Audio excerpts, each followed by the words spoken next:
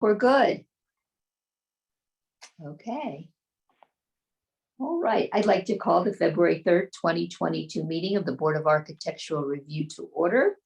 First, I would like to tell you that there has been a swap in the discussion of our two applications this evening. The Overton applicant needed to go first, and the Nicholsons graciously accommodated them. So we'll start with the Overton application, and we'll get right into it. John, as I understand, you did notice the neighbors. And Yes. if we have neighbors on that would like to discuss this, we'll reach out to you during the public comment section on both applications. So the Overton Mountain Farm Road and Camp Farm Road parcel was approved by the planning board for the development of a small subdivision of homes a while back. From a macro standpoint, there's still site plans for each property, which will have to be developed over time. And tonight, I believe they're before us to talk about some brush removal during the center line of certain of the proposed driveways, I believe with the goal to enable them to show the properties to potential buyers. But I will ask them to take over the screen and give us a little introduction and tell us what they'd like to achieve this evening. Good evening, Madam Chair. My name is Dan Richmond. I'm with the law firm Zarin and Steinmetz, and with me is Chris Round from Labella, the Overton Applications planning and engineering consultant. First, I would like to say thank you very much to the Nicholsons for accommodating me. Truly appreciate it, and I wish you the best of luck with your pool. The Overton subdivision was the product of nearly a decade long of environmental review led by your village's planning board, including pursuant to the State Environmental Quality Review Act, or SEQRA, where we were required to do an extensive environmental impact statement and coordinate with multiple agencies, including, as Chris will discuss, the New York State Department of Environmental Conservation, which imposed in connection with its review, a requirement that certain areas of the site, as Chris will show shortly, be designated as resource protection areas. The site, again, this project was heavily vetted. It resulted in 9 subdivisions, 9 lot subdivision with multiple conditions, including, as your chair has noted, that we must return to both the planning board and your board when any houses are proposed for development. But the review did consummate in 2019 with the village planning board issuing its approval for the Overton subdivision. That plat was filed after, again, coordinating with the village on various conditions and other agencies, including various easements that needed to be filed, including the recordation of the resource protection areas.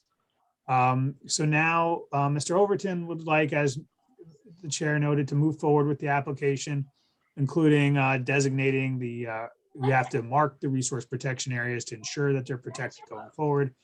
And as the chair noted, he would like to, start marketing the site, start showing the sites to people. So we are just asking for, as Chris will explain, very limited brush removal, essentially along the center lines of the driveways or the proposed driveways, roughly in those areas, just to allow access. We're not doing any earthwork, no disturbance of the land. We're not removing any trees as regulated by the village code. Again, this is really just brush removal so that people can access the sites. I'm going to hand it over to Chris, who is, can walk you through the plan, the resource protection area plan, as well as a little PowerPoint that he has prepared. Thank you. Thank you. Thanks, Dan. You guys have you did a great job of covering like background and history. So many of you are not familiar with the plan itself. This is one sheet of many sheets. The project went through, as Dan mentioned, subdivision approval. And as a part of the SEQRA review, we developed individual site plans for each of the 9 lots. And there's, basically fairly detailed engineering for each of those lots. And in the evaluation, the planning board was concerned about impact on the landscape. And so we had multiple iterations of the lot layouts, our goal of limiting land disturbance overall. And as Dan mentioned, well, let me just talk about the plan itself. So to orient you, this is the intersection of Camp Comfort and Mountain Farm Road. Okay, and at the apex of this piece of property is the Tuxedo Park School. So Tuxedo Park School, the Overton family predecessors gifted these lands, and the school was established on lands that were legacy lands of the Overton family. And the balance of the land is what was proposed for subdivision. This is the intersection, as I mentioned, Camp Comfort, and if you can see my cursor, in Mountain Farm Road. And there are 9 lots, one Thanks lot. for calling the Orangeburg Loan. Calls may be recorded or monitored. Para español, marque 9. This is lot 1, and they're all What numbered. can we do for you today? to the, Excuse me, if the person who's calling Lowe's could put us on mute, that would be good. Oh, Thank you. At this intersection is the arch to the former estate, and this roadway, this cul-de-sac that's proposed, actually is the former carriage road for the estate, and that's being reutilized in the subdivision, and the arches and etc. Great details has been placed on minimizing any impact to those existing historic and archaeological features. And this cul-de-sac will serve 4 of the lots, and so that's what this gray area is here. The 4 home sites. As I mentioned, lot 1 is up here, and I won't go through each of these. Lot 5 is here at the northern end, and lots 8 and 9 are here down at the bottom. And in developing the site plans, let me just go. So let me just pause. So in the review process, one of the concerns was impact on the potential presence of the rattlesnake, an endangered species. And so we were engaged with the DEC through multiple iterations and established what we call these resource protection areas. So any of these areas in gray are restricted from development, are restricted from any future land clearing. We need to post those areas. And so we need to mark these lines so that future landowners and homeowners understand that there are multiple notices to the property owners through easements, deed restrictions, notes on the plat, notes in the subdivision approval about these constraints on the property. And then the planning board in the review also looked at each lot and established limits of clearing. So each of these lots, and let me see if I can go to this other figure to show you a typical. My apologies here. Got too many windows open. Well, let me go to the slideshow. So what's being proposed is, as you mentioned, is brush removal along the approximate center line of each of the lots. Mr. Overton wants to be able to show the individuals these lots. And so we prepared a series of figures that marked up the limits of those clearing. No tree removals being proposed, no trees remover probably greater than 4 inches are going to be removed. No stumps removal, no physical land disturbance, because we recognize that any land disturbance activity requires the Board of Architectural Review approval. And the reason we're here in front of you today is that any land clearing activities are restricted and must take place between November 1st and March 30th. And so that's where there's some, urgency. And the reason that is it avoids and minimizes impact to not only the rattlesnake, to the potential presence of Indiana bat and the northern long-eared bat. And so that's a reason for that. So what we did and what was presented to you is these are just snapshots of each individual lot and what's being proposed, of the area that we're proposing to remove brush. And so for each lot, there is a site plan in the overall subdivision approval set. This is lot 1, and as typical, we're drawing a red line to say, here's the area that we'd like to remove brush. And we draw just schematically a circle around the home site to show, hey, there, we would like to clear brush in that particular area. This map, this image also shows on the site plan, this line is the limit of clearing as was contemplated in the environmental impact statement. And so all of the clearing is well within those limits that were previously contemplated in the environmental review and as reviewed by the planning board.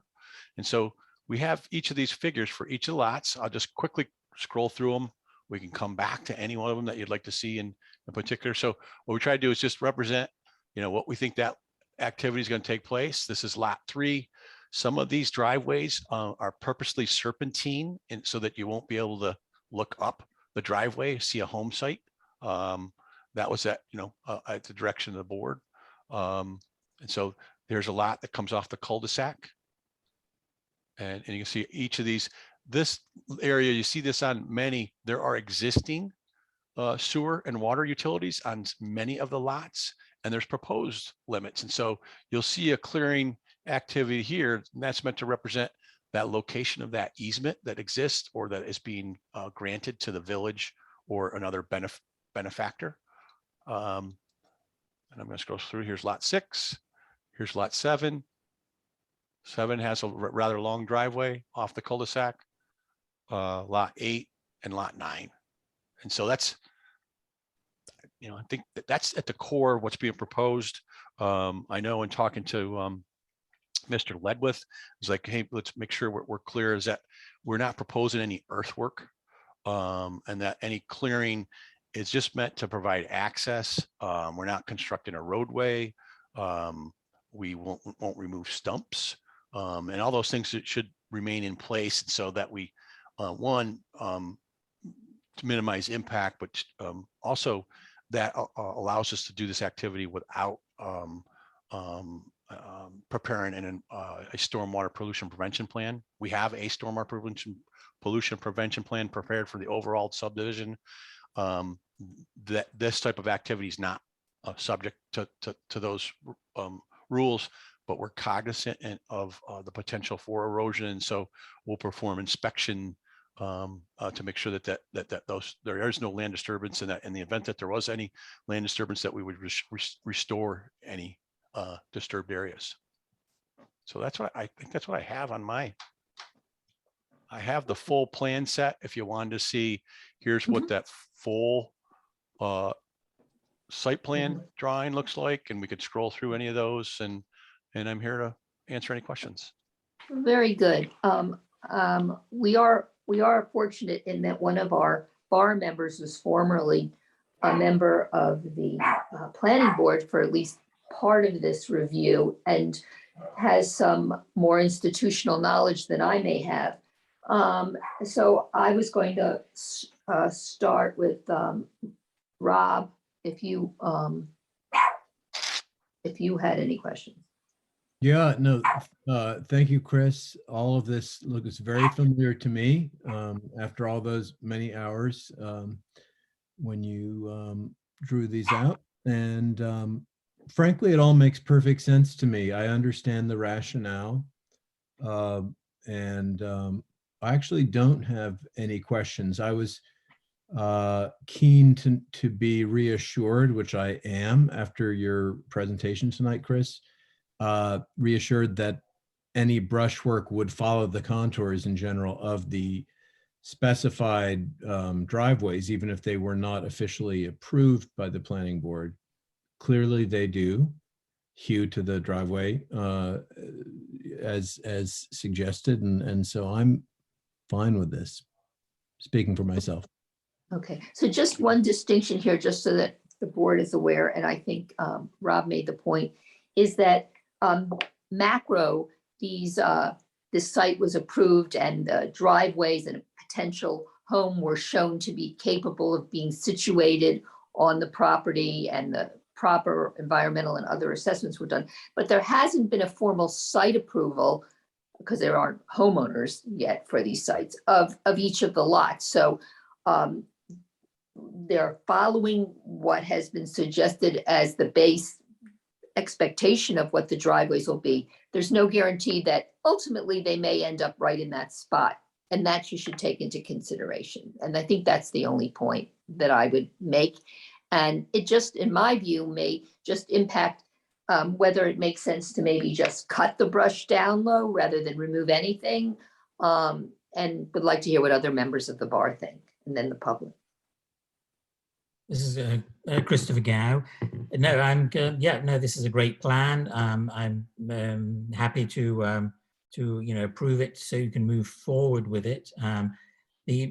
As it's pretty obvious, but it's worth stating. You know, these meetings and comments are to preserve, you know, the kind of tuxedo patina, so that whatever happens, obviously when building a house, damage is done and environmental damage is done. That's inevitable, and that's one step back. So in order to counteract that, we want, you know, 2 steps forward. So if things have to be removed, if trees have to be removed, brush has to be removed, you know, the replanting would be great in more appropriate areas. But it seems that, yes, you're doing a great job in respecting the topography, respecting the environment, respecting Mother Nature, and to work with that instead of against it. We would love, you know, 9 new homeowners coming in and buying property there, because it's a bucolic, wonderful part of the park, and not trying to clear cut it and make it some suburban nightmare. That, you know, we want it to be so appropriate. So yeah, I'm delighted you've put so much attention into this.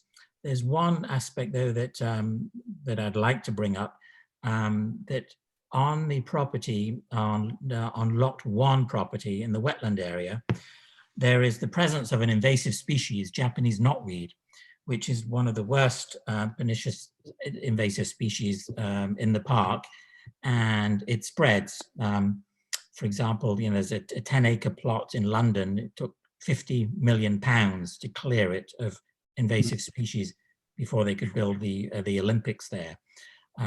So there it is present there. It's spreading slowly. So my recommendation would be with Wicks on the premises. They have a licensed pesticide applicator who knows what it looks like, to identify it and come up with a plan to eradicate it.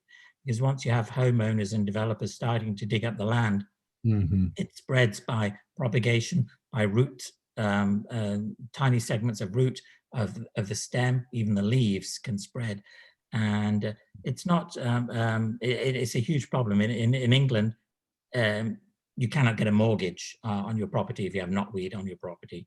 It hasn't got to that legal status here, but I would just, I wanted to point that out to you, and I'd be happy to meet up with you to show you where it is if Wicks don't seem to identify it. But I think adding that to your plan, you cannot eradicate it now. It's not the right season, but I would certainly have, you can identify it now and put a plan in action to nip it in the bud, as it were, because that would be a very expensive problem to deal with it the longer you leave it. Any other comments from the bar members? Okay.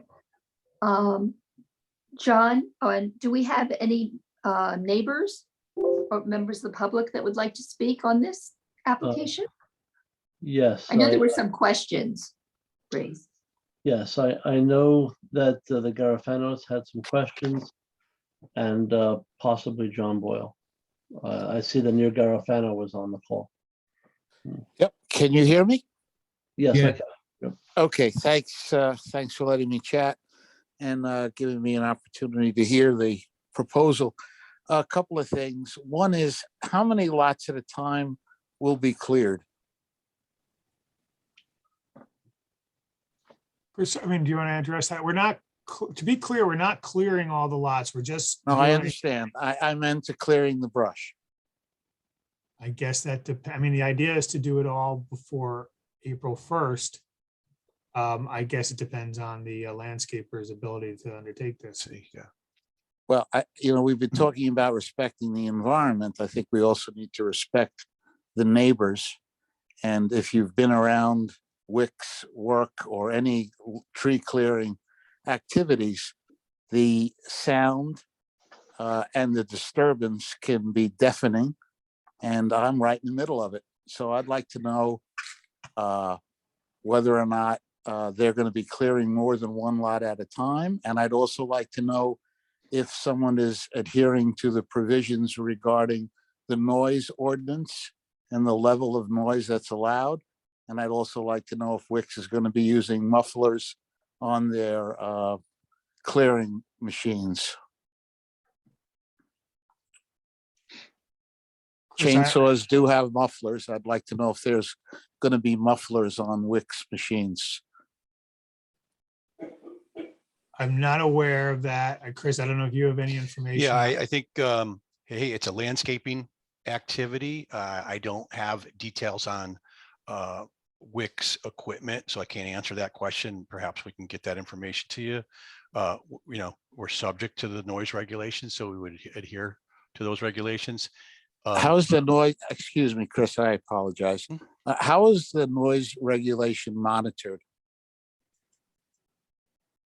I think I think you're asking the village that. I think it's hours of, you know, and I don't have it in front of me, Mr. Garofano, but it is hours of operation. I think it's ideally, these activities are done during the winter when people's windows are closed, when people are not particularly out of doors. And so I think it's pretty ideal in that regard. I realize it doesn't make the noise go away, but it would limit any impact. And then I don't know how the village monitors or enforces the noise regulation. I think it's through some form of observation. Perhaps Mr. Ledwith can answer that. Yeah, Mr. Garofano, this is John from the village office. The village requires no noise or no activity before 8 a.m. or after 4:30 p.m. Monday through Friday. Okay, And no work on, and just add to that, John, I see no work on the weekends or any holidays. Correct. You know, unless it's being done by the homeowner himself. You know, commercial activity right. through a landscaper is Monday through Friday, 8 to 4:30. Okay. And what about finding out how many lots they'll be working on at the same time? I mean, is it possible that they'll be working on all 9 at one time? Because that would be deafening. Whether the windows are closed or not. Yeah. I don't have I can't honestly answer that, but I Well, don't can know. we find out from Wix, and can the board require that there be a limit as to how many lots they can work on at the same time to respect our neighbors? Can I certainly, think, go on. I just think logistically, I mean, I'm not a landscaper myself by profession, but I don't see how they would be working on all 9 lots. I just think my knowledge of Mr. Wicks, it was, you know, I don't know, Chris, if you have any better knowledge, but it would be No, I basic. think the village is sequential. familiar with him. He's been doing work in the village for quite some time, so. Well- I understand all of that. I'm just asking that Wix be told how many lots he can work on at the same time. I hear your request, and I think the board hears that. And I can't answer for the board. Well, can somebody answer for the board? I mean, Yeah. generally, you know, when Wix or any landscape crew comes, they tend to come in groups of, you know, 5 to maximum 10. So the maximum number of lots realistically you'd have being worked on at any given time would be, say, 2. That'd be the maximum. Honestly, you know, pick your poison. I mean, the more they work on, the faster it goes. I mean, so. I understand that. However, I've been around enough landscaping noise to know that anything beyond 2, I think, could be troubling to neighbors. So if 2 is the number, then I'd appreciate it if Wix knew that. And John, being as they have to comply with the code and noise, and the applicant understands that, perhaps you can discuss this with the applicant in terms of what level of involvement can occur at one time in order to avoid violating the code. It's a little bit out of our bailiwick, but we certainly are sensitive to Mr. Garofano's concerns. Thank you. I have one other comment and question. So it's not just the driveway. They're also going to be clearing the footprint of the proposed home. In I thought it general, was just the driveway, wasn't it? it is the driveway in an area, so one can see the home site. So we drew a circle, and that's what you see on the plan. The idea is that the brush in that area, so that somebody could arrive at a home site and gaze out from that. Oh, okay. So the inside the circle is not going to be cleared.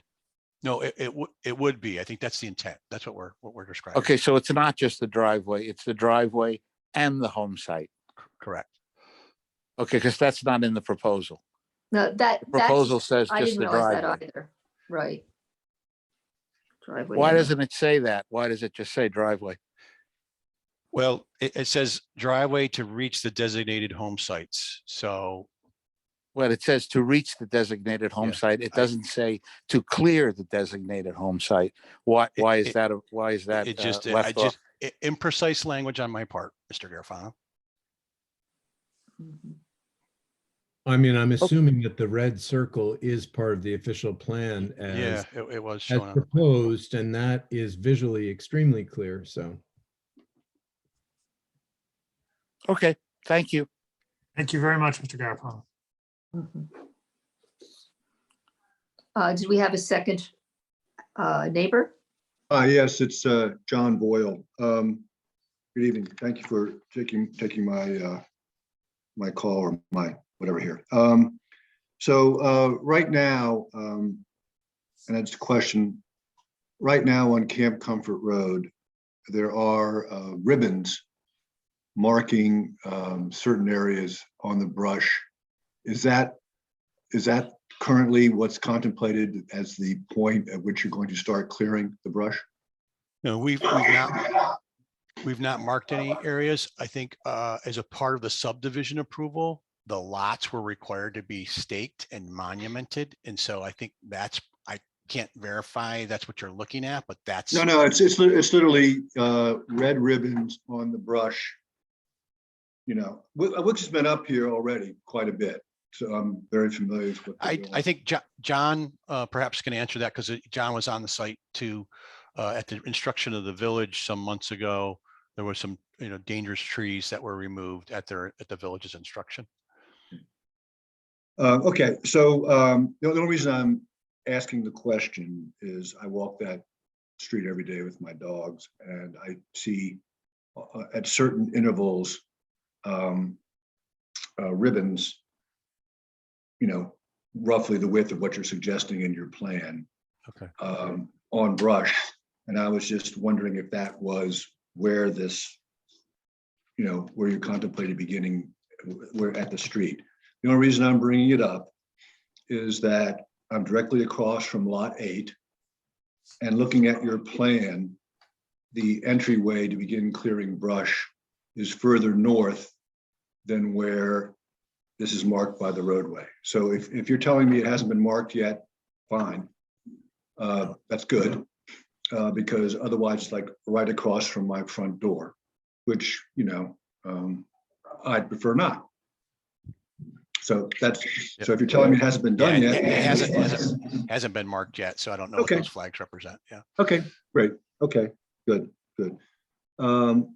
And, good luck with maintaining the open area, because come spring, it gets overgrown quite quickly. So Right. you may find yourself coming back to redo it if you're showing these in the early summer. So anyway, thank you. Appreciate your response. Thank you very much. Thank you. Do we have any other comments? Can you still hear me, Neil Garofano? Yeah, I can. Could you just tell me about when you plan on starting this? We haven't been able to give Mr. Wicks a commitment. And so as soon as we understand whether we have approval or not, we'll contact him, and we could communicate that back to the village, and then you could connect with the village and find out what those dates are. So if that's So we're helpful. talking about 2022? Yeah, ideally it's this, yeah, correct. 2022 before April 1st. Thank you. Thank you very much.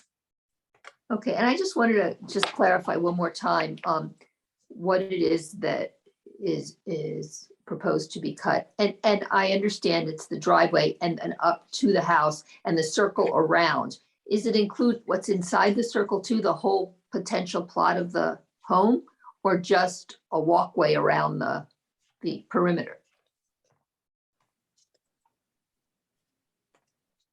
I don't know, Dan, do you know, I mean, we're relying, the intent is to allow a homeowner or, a potential See this. I think you'd purchaser, like to, yes, I mean, again, it's just a home site. I think they would like to, again, we're not cutting trees, we're not disturbing the land. It's just clearing brush, which I think is, Mhm. has been suggested, a lot of this is maybe just, invasive brush. Mhm. I know a Japanese barberry is also present on the site, which is challenging to get through. So Mhm.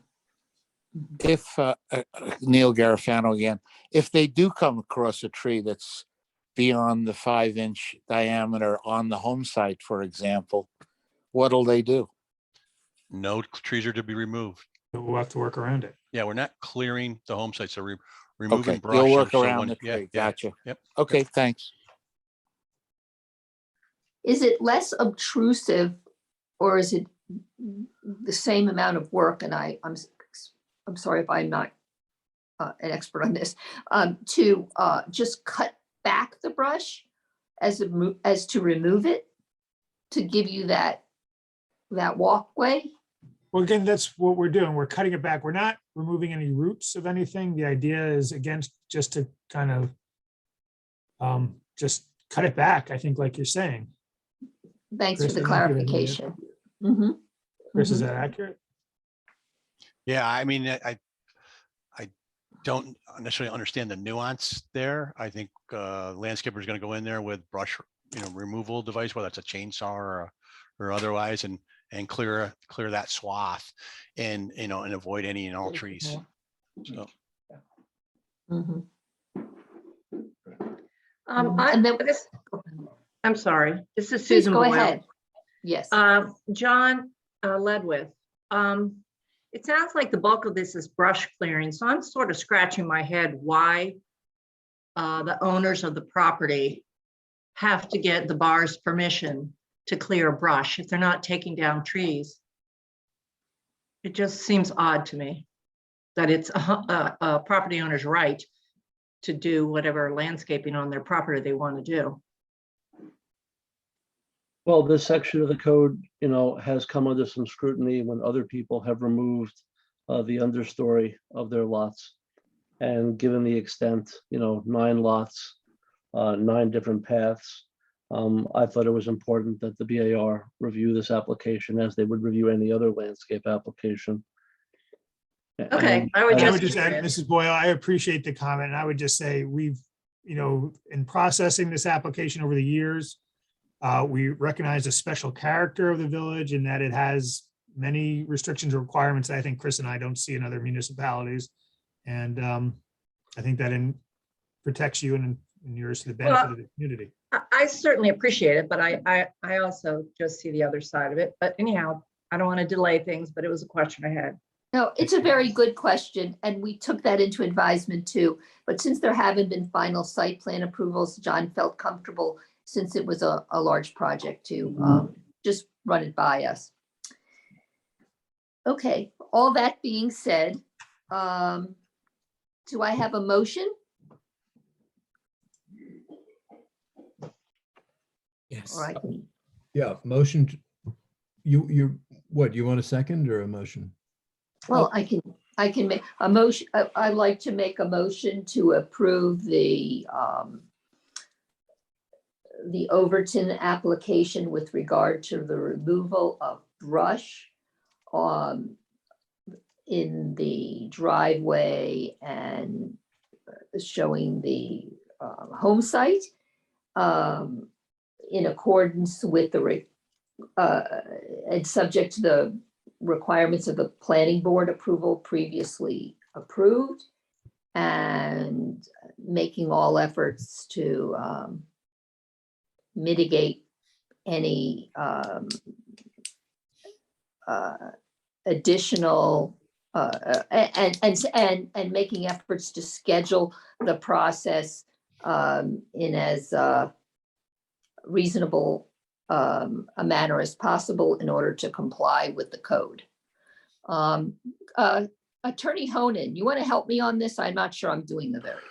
Yes, I think what we can do is vote to approve the application except have it amended to include the area that is circled around the proposed building sites. Because I think it lays out, the application lays out pretty clearly that they're clearing a central line of a driveway 5 feet on either side of brush. And I think the only thing we really need to make it more specific is to talk about that circle area on each lot, and that area is going to be cleared as well of brush. Okay, so that's the resolution being proposed. Is there a second? This is for a single clearing, right? This is for One time. nine lots, I believe. Right, but no, a single time to go in and clear it. They can't keep coming back and clearing it unless they come back before us again, correct? The building permit's typically good for 18 months. So this will be an ongoing thing with them coming back and clearing it as it grows, especially during the spring and summer? Well, there are limits, as they mentioned early on, in the time that they can do this work, and they can only do it up until April 1st. If they wish to come back next year, I'm sure they'll approach me. I think that's something maybe some of the homeowners nearby should be aware of, that this isn't a one-time thing.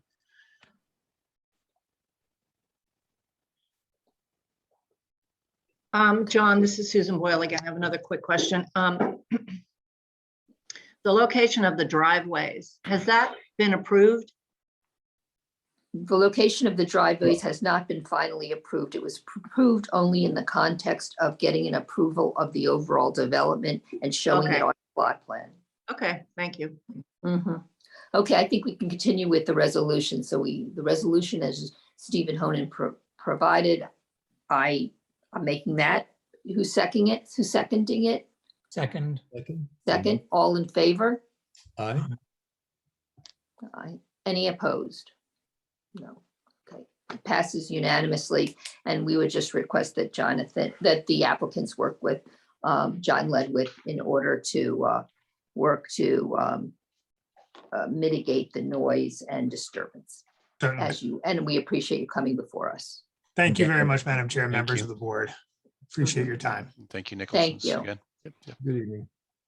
Okay. The Nicholsons. Welcome back. Are Hi, you there? Oh, Hello. there you are. I think we're all here. Good. Jeffrey hi. and the Nicholsons. Dan Sherman, landscape architect for Alexander and Carol Ann Nicholson, 25 Mountain View Road. This is our second time back to show a proposed pool and pool house. There weren't too many comments at the last meeting, but I can share my screen and show what 3 things I altered on my plan, and then we'll introduce Jeff to go over the building. So if I can. That sounds great. And I would just say that they have been to the BZA and received approval for the project. So now we're just here to see what has changed and see if we can grant final approval. All right, let's move you over here. So I have 4 exhibits, and you have seen them before. Let me minimize this one. This is the overall property plan, and the only thing changed on this one is that we've added 3 black tupelo trees in the open clearing here to the north of the creek in this front yard part of the property, because our proposal is to clear the edge of the woods up in this part to show the installation of the pool, just clearing enough to put the pool and let some sunlight in the pool.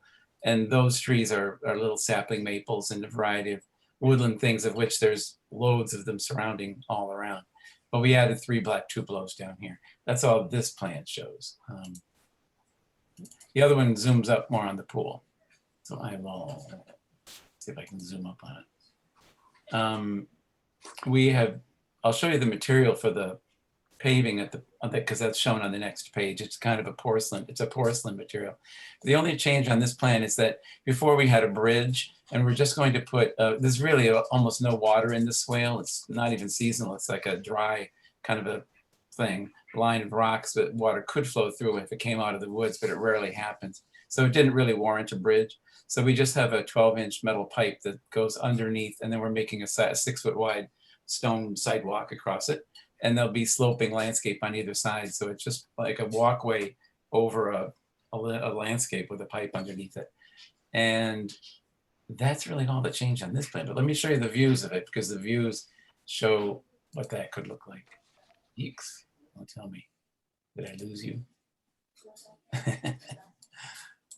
Okay, here's the views. This upper left view looks the same. The fencing is shown in the middle. It's a very transparent sheer black mesh with metal posts, kind of as transparent as we could make it. It has somewhat of a modern look. The paving samples you could see here, this I took on my conference room table. The middle part is Pennsylvania bluestone, which is what the pool coping will be. And the samples left and right is the porcelain material, which is almost a direct match to the bluestone. It'd be cemented onto or mortared onto a concrete setting bed. And that same material will go right into the porch of the pool house and into the pool house. And we're using this because it's very cleanable and doesn't get as hot as bluestone on bare feet, but it really looks essentially the same as the porcelain. And I think I have a view. Well, this one, the second one down on the right, shows our sidewalk going across the landscape there. You really can't even see. Let me zoom up on it a little bit. Let me get everybody over here. How do I move? I need to move you guys. There. Everybody following this? Mm-hmm. So you can see this just as a sidewalk across kind of a landscaped area, and then you go up. And we're going up these steps and with this little wall in front because we're trying to meet this grade so that in the back we aren't excavating much to disturb the tree roots behind. And there's a lovely rock outcropping, looks something like a whale sleeping there. And we're hoping to expose that some more. And there's a lot of boulders around which we'll just reposition. And then we'll leave the view into the woods, which is lovely. There's boulders all around and moss and ferns. It's quite a pretty woodland. But we're just carving out this pool area in the front of it. And besides the change of the bridge and the porcelain material, that's really it. I can show you, well, there it is. This last one shows site pictures, which is the same as before. That's the dry swale. This is looking up from the driveway, and you see the rocky edge of the swale and the pool's going in the edge of the woods here. This is what the woods looks like. And it looks the same for the back, but we're just clearing the edge of it there. So that's it. Jeff, if you want to, I guess I can. Sure. Unshare. Thank you. I'm going to unshare so that Jeff can jump in. Okay.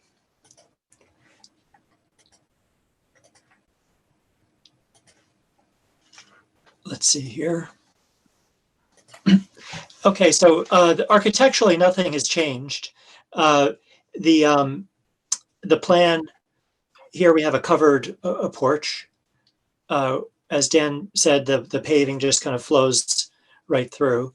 And then inside we have a little dressing room and a little bathroom and a little vestibule. This is just a roof plan, simple hipped roof. These are the elevations.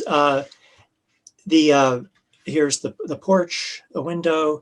This is a little outdoor shower. The siding, I'll review the materials a little bit later with some photographs, but the siding is just cedar shingles to match the existing buildings on the site. These are some of the other views. This is a view looking at the end of the porch with the door to the building and a little outdoor kitchen. And then the other end there.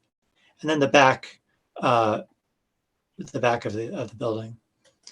Some sections. These are collar ties in the porch from which we'll hang some pair of ceiling fans, which will have lights. The lights, though, will be mounted above the eaves, so they won't shine up at all. These are just some pictures of the site. So this is the main house, and then two existing garages. And so we're going to basically just use the same materials and the same detailing for the new building. The shingles will match the old ones, both in the exposure together with this little double detail here, this little half-inch exposure there. The foundation wall will match this stone as well. And the outdoor shower will we'll use the same stone also. Another view of the siding. The posts will match the posts. Whoops, sorry. Will we'll match the posts exactly, as well as the eave details, these rafter tails, and so on. The same little kick on the roof. We're going to do that as well as the same gutters, and then the same light fixture on the outside. I'll show you an elevation where this is.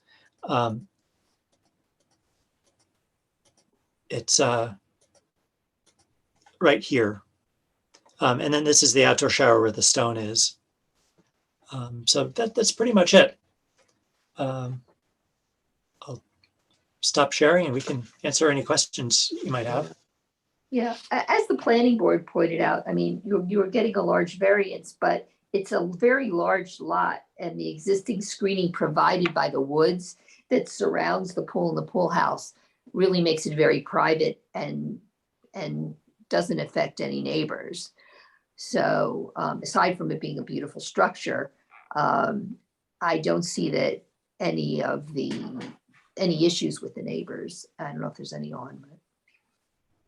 There's been no negative comments from the neighbors. Actually, there was one positive comment early on from the neighbor further down the property. Does anyone else on the bar have any comments? Christopher Gow here. I love the fact you're adding some of the black tupelo trees. Thank you for that. The overall project still looks fantastic. There's just one aspect to it that the only one aspect that I'm a little bit uncomfortable about, and I wanted to see what your thoughts were. It's the fencing. Obviously, that's legally necessary, and you've done sort of minimize it as much as possible. But I was wondering, did you think about bushes or landscaping it to hide that fence?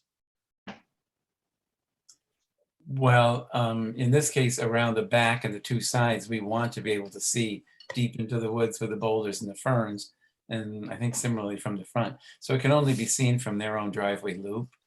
And we kind of liked how open and breezy it was, so I think we'd prefer to keep it open.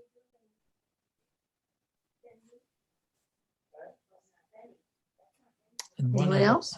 One other point about the lighting. Could you just remind us what the lighting will be in the pool area? Sure. I'll share my screen again if that's all right.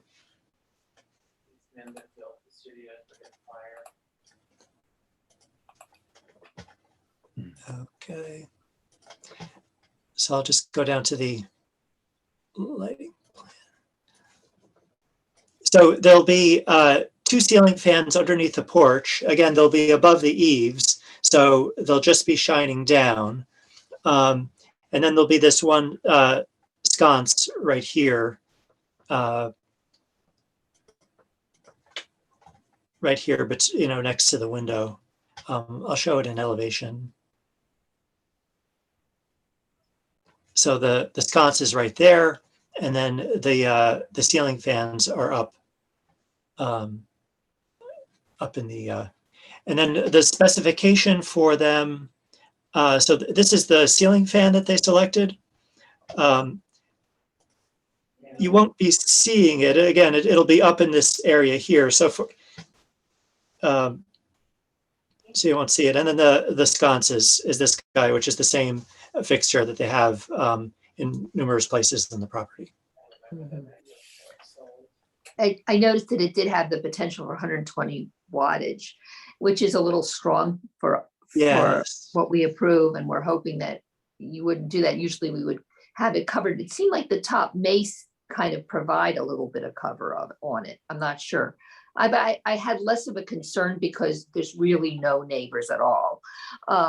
But wondered what your thought is. Is that shielded by the top of the fixture? The sconce here? Yeah. It's slightly, it could be more shielded, frankly. But I agree that that it really ought to have a lower wattage. And I also think that I don't think they would really want a bit, you know, it seems like a really, really bright light there would not be really very nice.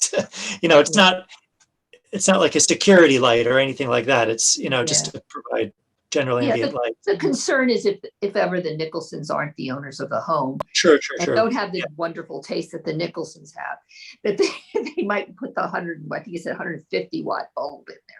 Yeah, So that's why we like to either have them be somewhat either down facing or coated or something. I don't know if you have another thought on that. I mean, again, it's less of a concern here, but it is of a concern because we try to raise that issue with everyone evenly. Sure. And around the pool, is there any lighting around the pool, or is it just on the architecture? This is it. There's no other lighting around the pool.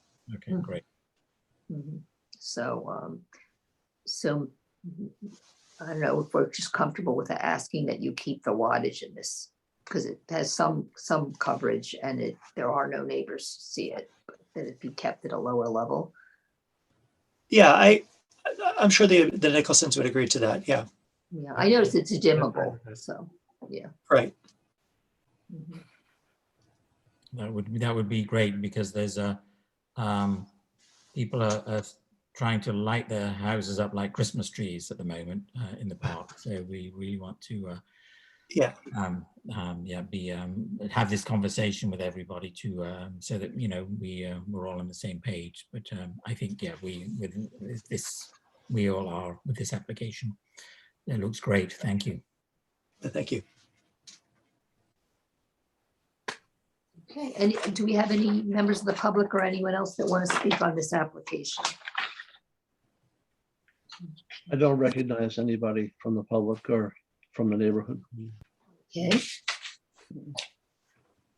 Good, then. We should make a motion to approve it.